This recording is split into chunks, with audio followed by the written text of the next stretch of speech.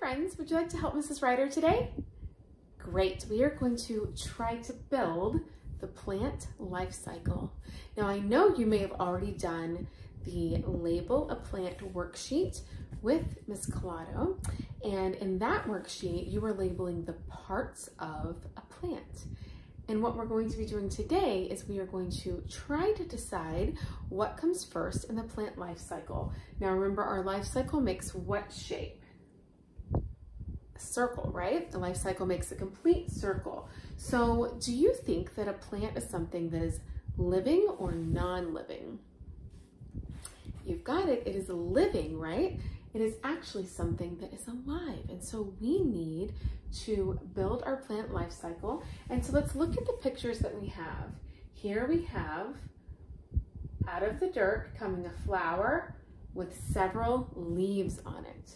Over here, we have, coming out of the dirt, some roots and a small little bud. Over here, we have a seed that is planted in the dirt. Here, we have two leaves that have popped out. And here, we have a flower that has been, looks like it needs damaged by the sun a little bit. And it has two leaves on it. It also has some petals, some seeds that have fallen onto the ground. So do you think you know which one goes first? I think you're right. Our seed goes first. So here we have a seed and a tiny little root shoot coming out of it. And when we see this, we say that our seed has sprouted.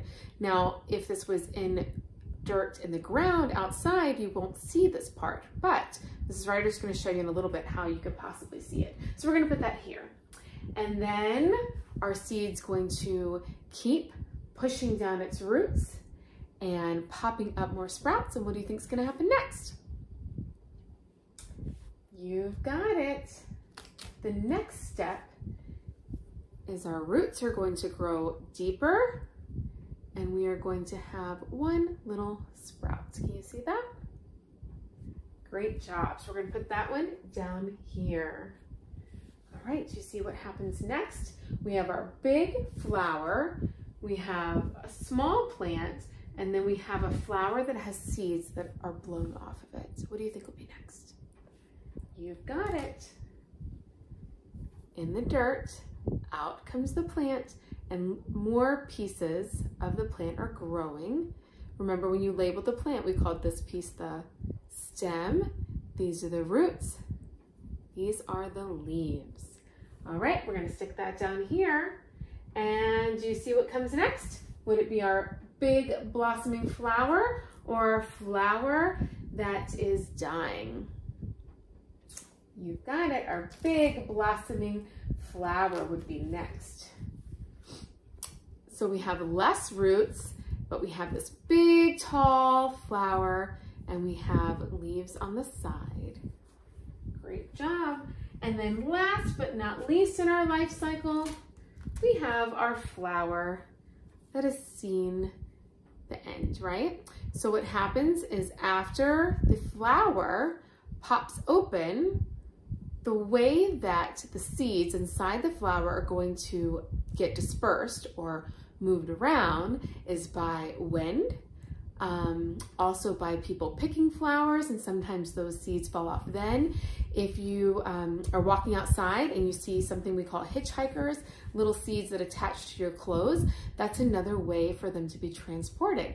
And the seeds have to move in order to find a new home in the dirt so that they can grow into a new plant, right? So here we have this flower that is dying, but down here we have new seeds that are going to start the life cycle all over again, just like in our book, The Tiny Seed. So we're going to put that here.